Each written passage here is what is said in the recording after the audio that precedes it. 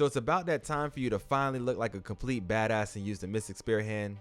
Well, let's get into it. This video is going to teach you not only how to get the vocation, but the best path to guarantee that you can get it as early as possible.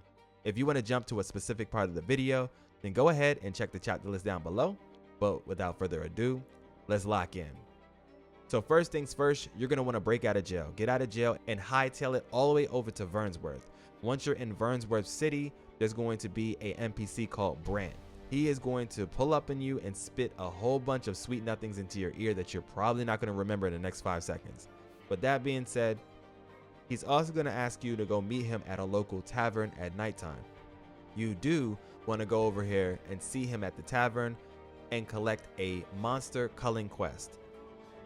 He is going to send you on a series of small missions to help out 3 locations. The first location is going to be all the way over to the right of Vernsworth City. The second location is going to be the Trevor Mines, which is also a location for another side quest that we will talk about in this video. And lastly, he's going to send you down here to a village called Harv Village. The Harv Village is actually the spot where the Mystic Spearhand Master lives, so it's kind of just a coincidence that he's sending you over here.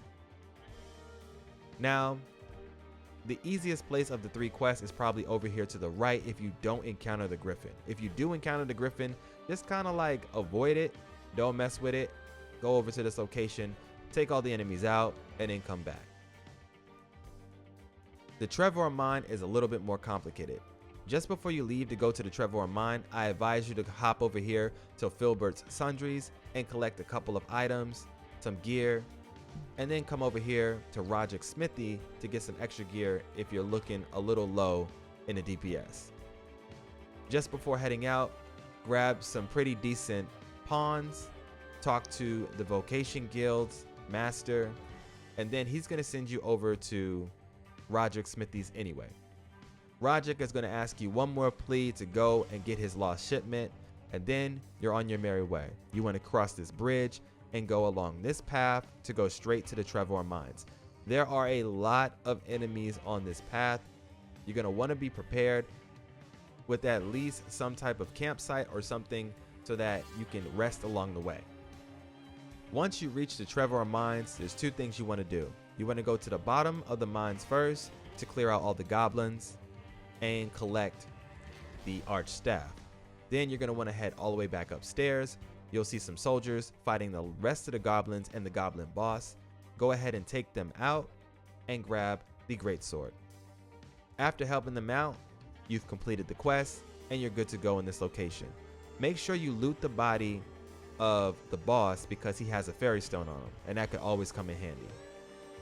So the last location is going to be Harv Village.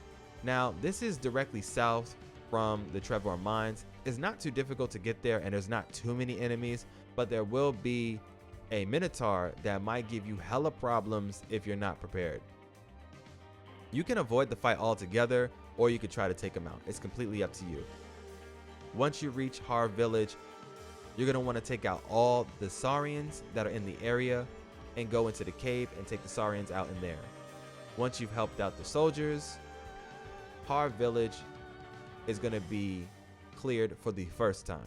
It's going to take about 4 in-game days for the villagers to return back to Harv Village. So you can go back to Vernsworth or go do some other quests, pass time, and then come back to the village. Once the villagers have returned, they're going to be attacked by Saurians again. For me, this completed the monster culling quest.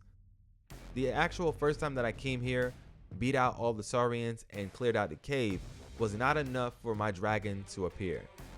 But after coming back here and saving the village for a second time, as soon as I went back to Vernsworth, turned in the quest to Brant, there was a dynamic event over at the North Vernsworth ox cart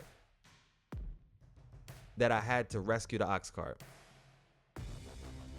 So right after I turned in my quest to Brant, I went over to the North Vernsworth ox cart.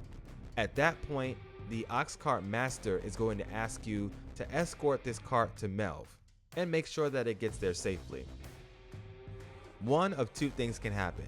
You can escort the cart to Melv, get there, and possibly there's no dragon.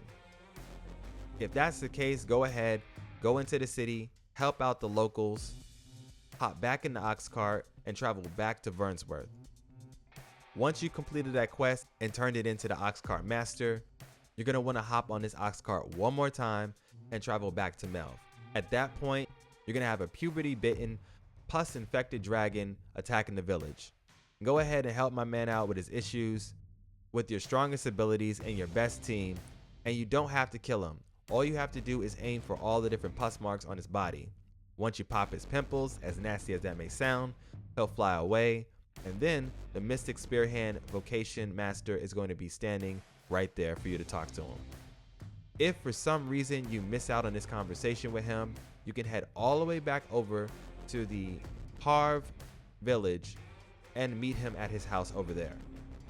At that point, you'll be guaranteed to get yourself the vocation after speaking with him, and there you go.